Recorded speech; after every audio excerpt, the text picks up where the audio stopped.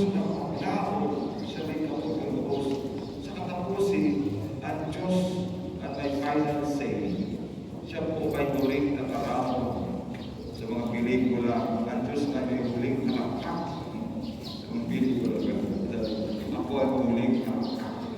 Sabi nito, Ama, kasi ako, pinapaliwala ko ang sa mga Espiritu. Ganito, ito ayaw mo tinatang sa iyo.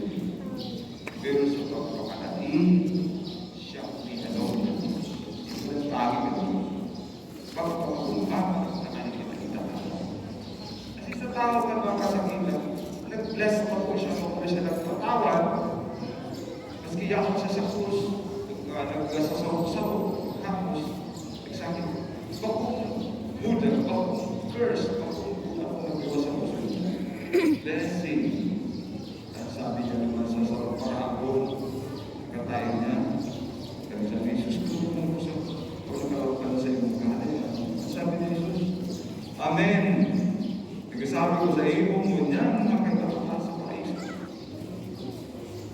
Maski saya ako sa kasakitan, si Kristo nag-init. Maski nag-init sa pangutakan, alakan si Kristo cool. In control kasi sa emosyon.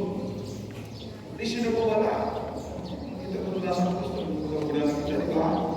Nagwawala na kita, nag-reklamo na kita sa ama, tayo, tatawag na naging muna na ako. Pero ano yung gawa sa Kristo sa puso? Blessing. Patuloy, sabihin mo sa parabol, patuloy, sinaskara na, ganyan, pamurawayan ka na. Si Kristo, tulog, ikontrol. Siguro yung sinagalang parang nasa sa parabol. Sa tao naman ang masakitan, blessing ko sa buhay. Tawag ka tayo ito, coolness. Ang panatahan ito, pagtiwala sa panatahan. Pagpapakumbaba, hayaan na Diyos na Diyos sa isip. Nawala. Dahil Diyos, bilang mo sa tuyang nagkakangganan. Siya ang pangyarihan. Kasabi na, right is the perfect model. In the model of perfection, si Kristo, complete ang pinahilo niya. Kung paano maging tao o maging Diyos. Paano maging tao si Kristo dahil tao.